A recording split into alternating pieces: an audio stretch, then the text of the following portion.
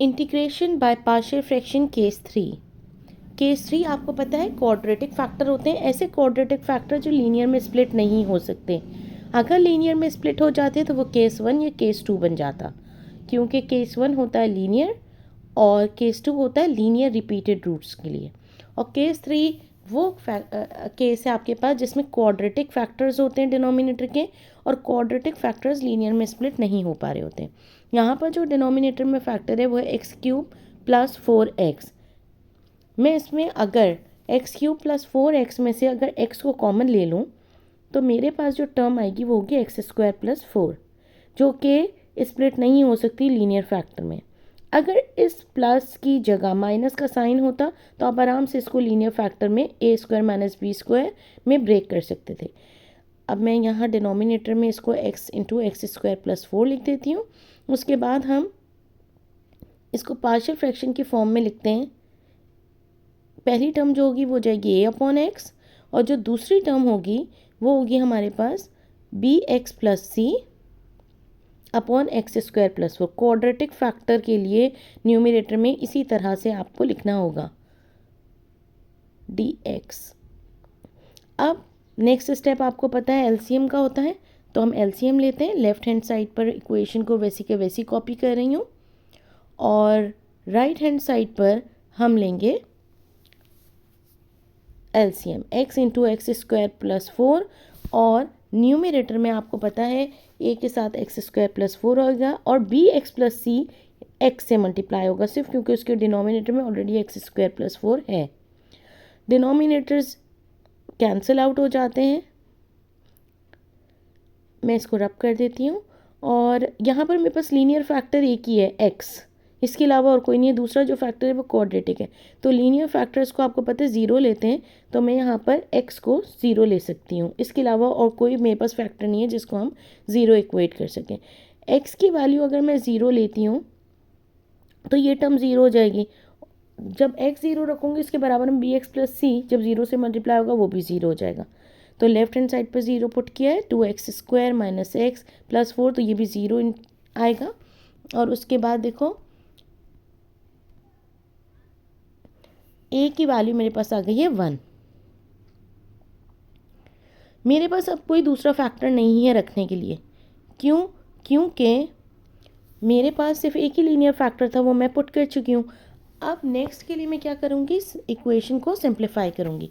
Equation को simplify करूँगी 2x square minus x plus 4, और राइट साइड पर मैं ब्रैकेट से मल्टीप्लाई करूँगी। I will get a x square plus 4a plus b x square plus c x. अब x square के coefficients को एक साथ लिख लेते हैं, एक्स के कोफिशिएंट्स को एक साथ, तो लेफ़्ट साइड वैसी कॉपी करते हैं। राइट साइड पर a और b दोनों एक साथ लिख लेते हैं, a प्लस बी, और एक्स स्क्वायर कॉमन है इन दोनों में, ये एक्स स्क्वायर के कोफिशिएंट हो गए। फिर सी एक्स और प्लस 4a।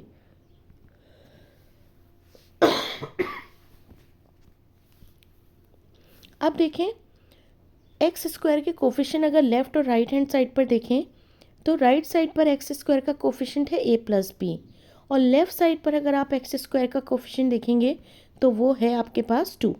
सिमिलरली अगर आप x के कोफिशिएंट देखेंगे तो x के कोफिशिएंट राइट साइड पे जो मैंने ग्रीन से हाईलाइट किया वो c है, और लेफ़्ट साइड पर -1 है। सिमिलरली अगर आप कॉन्स्टेंट्स की बात करते हैं तो राइट साइड पे 4a 4 के इक्वल है। अब हम इसकी इक्वेशन जो है वो फॉर्म कर लेते हैं। पहले मैं ज़रा इक्वेशन नंबर 1 कॉपी कर लूँ यहाँ पर सेकेंड पेज पे, ताकि हमें बाद में वैल्यूज़ सब्स्टिट्यूट करने में मुश्किल ना हो।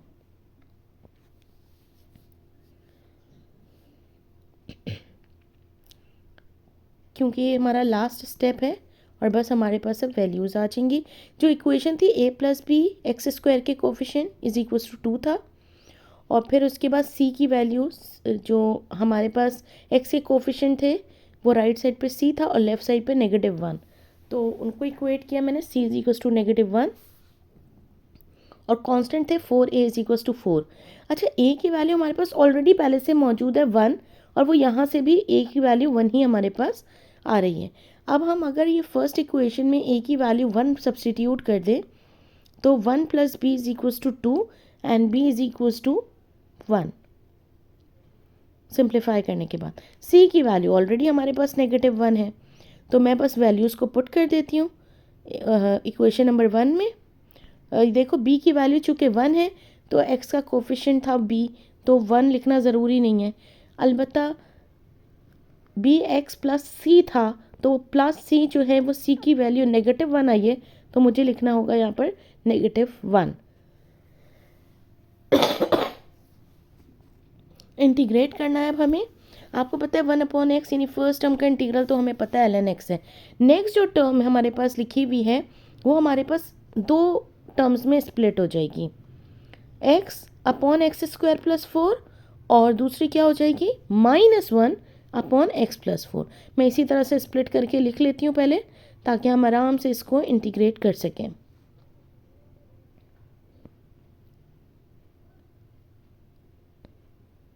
इंटीग्रेट करना है, पहली टर्म का इंटीग्रल आपको ऑलरेडी पता है। सेकंड टर्म में देखिए डिनोमिनेटर में x² + 4, x² + 4 को न्यूमरेटर में शिफ्ट भी करेंगे तो उसकी पावर हो जाएगी -1। इसका मतलब है ln ही यूज़ होना है, मगर ln तब यूज़ होता है जब आपके पास जो डिनोमिनेटर में टर्म है उसका डेरिवेटिव आपके पास ऑलरेडी मौजूद हो, और डेरिवेटिव इसका क्या है x² + 4 का डेरिवेटिव है 2x। तो मुझे 2 की नीड है, तो 1/2 से यानी 2 से मैं मल्टीप्लाई और डिवाइड कर देती हूँ। पहली टर्म का इंटीग्रल आ जाएगा ln x, सेकेंड टर्म का 1/2 हमें ऐड करना पड़ेगा x² + 4, और ये जो लास्ट टर्म है इसमें डेरिवेटिव साथ में मौजूद नहीं है। tan इनवर्स का फॉर्मूला लगता है इसमें, मैं एक दफ़ा tan इनवर्स का फॉर्मूला भी लिख देती हूँ। 1/x² + a² इक्वल होता है 1/a tan इनवर्स x/a। तो a² यहाँ पर क्या है, a² मीन 2 का स्क्वायर है, ये 4 जो है बेसिकली 2 का स्क्वायर है। तो ये फॉर्मूला लिख लीजिए अपने पास।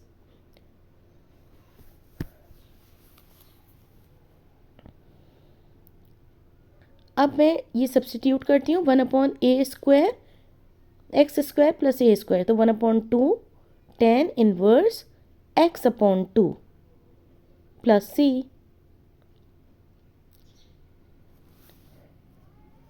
नेक्स्ट केस 3 का क्वेश्चन है,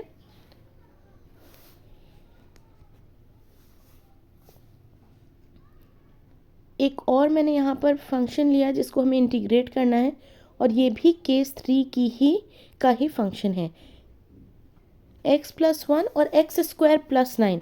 सिमिलरली अगर ये x² - 9 होता, that can be easily splitted into the linear factors, मगर यहाँ पर x² + 9 है, क्वाड्रेटिक फंक्शन है और ये स्प्लिट नहीं हो सकता। तो हम इसको फ़ौरन इंटीग्रल फॉर्म में यानी पार्शियल फ्रैक्शन की फॉर्म में लिखते हैं, a/x + 1, लीनियर फैक्टर पहले लिख दिया है, और क्वाड्रेटिक फैक्टर का न्यूमरेटर होगा bx + c divide by x² + 9। Next step आपको पता है, पहले इसको इक्वेशन 1 का नाम दे लेते हैं, और नेक्स्ट स्टेप हम एलसीएम लेते हैं। लेफ़्ट साइड वैसी की वैसी कॉपी कर देती हूँ, और राइट साइड पर मैं लेने लगी हूँ एलसीएम। a x + 1 x² + 9 हमारा डिनोमिनेटर है, a × x² + 9 होगा, और similarly bx + c complete bracket में लिखा कीजिए, और मल्टीप्लाई करेंगे इसको x + 1 से। डिनोमिनेटर्स आपको पता है सेम है, they can be cancelled out. मैं इसको यहीं पर रिमूव कर देती हूँ।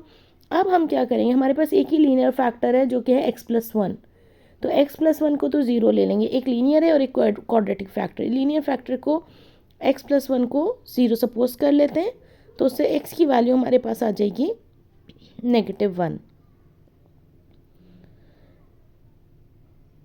और -1 जब मैं लेफ्ट हैंड साइड पर रखूँगी, अच्छा राइट साइड पे देखो x + 1 को 0 हो जाएगा, तो ये पूरी टर्म 0 हो जाएगी। लेफ्ट साइड पे मैंने वैल्यू पुट की है तो 3 आएगी, -2 + 19, और राइट साइड पे मेरे पास 10a बच रहा है। सिंप्लीफाई होने के बाद a की वैल्यू मेरे पास आ रही है 2, a की वैल्यू आ चुकी है मेरे पास 2, और a की वैल्यू मैं यहाँ पर रिमूव कर देती हूँ ताकि हम नेक्स्ट स्टेप कर सकें। अब हमें इक्वेशन जो ऊपर लिखी है उसको सिंप्लीफाई करना पड़ेगा थोड़ा, ताकि हम कोफिशिएंट्स को कंपेयर कर सकें। तो 3x² + 2x + 19 as it is copied. A will be multiplied with the bracket ax² + 9a plus bx will be multiplied with x, bx² plus cx plus bx plus c. Now comparing the coefficients compare करने से पहले मैं ज़रा एक साथ लिख लूँ पहले। x² के कोफिशेंट राइट साइड पे मेरे पास a और b हैं, तो a + b x² कॉमन, और सिमिलरली x के कोफिशेंट मेरे पास b हैं और c हैं, तो I can write c + b x, b + c लिखें या c + b वॉटेवर, और कांस्टेंट वैल्यू टर्म्स मेरे पास है 9a + c, मैं इसको भी अलग से ब्रैकेट में हाईलाइट कर देती हूँ। कोफिशेंट्स को कंपेयर कर रही हूँ, तो देखो x² का कोफिशेंट लेफ्ट हैंड साइड पर आपके पास 3 है और राइट हैंड साइड पर x² का कोफिशेंट है a + b, तो a + b किसके इक्वल होगा? 3 के। और सिमिलरली अगर मैं, आपको पता है इसमें आप a की वैल्यू पुट कर सकते हैं, a की वैल्यू 2 है, तो मैंने इसमें a की वैल्यू डायरेक्ट सब्स्टिट्यूट किया, तो b की वैल्यू भी मेरे पास आ गई है, दैट इज़ 1। आप x के कोफिशिएंट्स भी कंपेयर कर सकते हो आप, क्योंकि a और b ऑलरेडी आपके पास है, तो आप या तो कांस्टेंट टर्म 9a + c में a की वैल्यू पुट करके c कैलकुलेट कर लें, या c + b यानी x के कोफिशिएंट्स को कंपेयर कर लें, दैट इज़ c + b, और उसे इक्वेट कर दीजिए। लेफ्ट हैंड साइड पर x के कोफिशिएंट है 2, तो c + b = 2, उसमें आप b की वैल्यू को सब्सटीट्यूट करेंगे, you will get the value for c।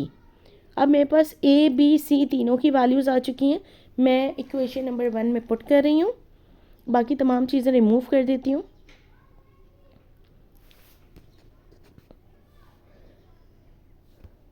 और ये मैंने वैल्यूज़ को पुट कर दिया b और c। b की वैल्यू चूँकि 1 थी, तो x के साथ कोफिशिएंट था b, तो वो 1 ही रहेगा।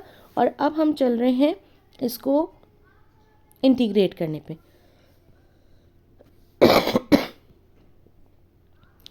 फर्स्ट जो टर्म है उसमें x + 1 लिखा है डिनोमिनेटर में, तो हमें पता है वो तो डायरेक्टली इंटीग्रेट हो जाएगा, मगर जो सेकंड टर्म है उसको हम स्प्लिट करते हैं 2 टर्म्स में, x/x² + 9 प्लस 1/x² + 9। इंटीग्रेट करना है, फर्स्ट टर्म तो एज इट इज़ इंटीग्रेट हो रही है, मगर ये जो सेकंड टर्म है ये है x² + 9 पावर -1, यानी ln यूज़ होना है, और 2x इसका डेरिवेटिव है, इसका मतलब है कि हमने 2 से मल्टीप्लाई डिवाइड करके इसका डेरिवेटिव बना सकते हैं।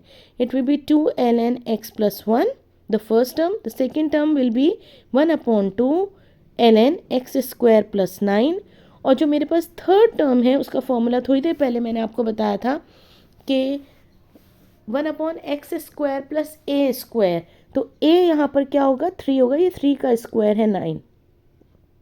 1/a² + x² equals to integral of this term is equals to 1/a tan inverse x/a, तो मैंने 1/a लिखा है 3 tan inverse x/a x/3 plus c